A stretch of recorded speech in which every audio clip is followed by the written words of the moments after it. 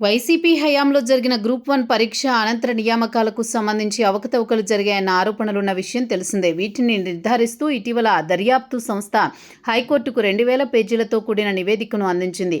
Prelims ఎలా ఉన్నా ప్రధానమైన మెయిన్స్ విషయంలో అత్యంత దారుణాలు చోటు చేసుకున్నాయని దర్యాప్తు సంస్థ పేర్కొంది. ముఖ్యంగా పరీక్షలు రాసిన అభ్యర్థులతోనే ఆయా సమాధాన పత్రాలను దిద్దింది, మార్కులు వేయించారని తెలిపింది. అలానే అధికారిక భవనం కాకుండా పర్యాటక ప్రాంతమైన హాయ్లాండ్లో పేపర్లు దిద్దుబాటు ప్రక్రియ చేపట్టారని పేర్కొంది.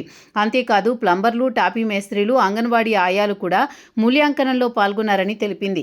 ఇక సమాధాన పత్రాల్లో ఎలాంటి దిద్దుబాట్లు ఉండరాదని, కానీ 60 మంది పేపర్లలో దిద్దుబాట్లు కనిపించాయని కూడా దర్యాప్తు సంస్థ వివరించింది.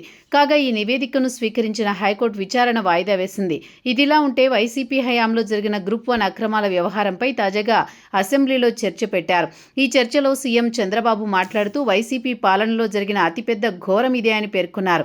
వేలాది మంది అభ్యర్థుల జీవితాలను తల్లకిందులు చేశారని విమర్శించారు.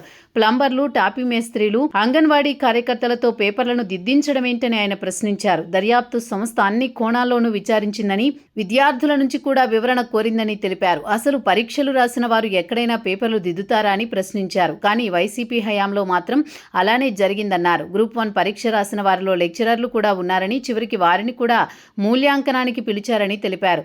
గ్రూప్ 1 అక్రమాలను వదిలేది లేదని చంద్రబాబు అన్నారు. దీనిలో తప్పులు జరగలేదని చెప్పే ధైర్యం వైసీపీ నేతలకు ఉందా అని సవాల్ విసిరారు. ఎట్టి పరిస్థితుల్లో ఇలాంటి తప్పులు క్షమించేది లేదని, కఠినంగా శిక్షిస్తామని పేర్కొన్నారు.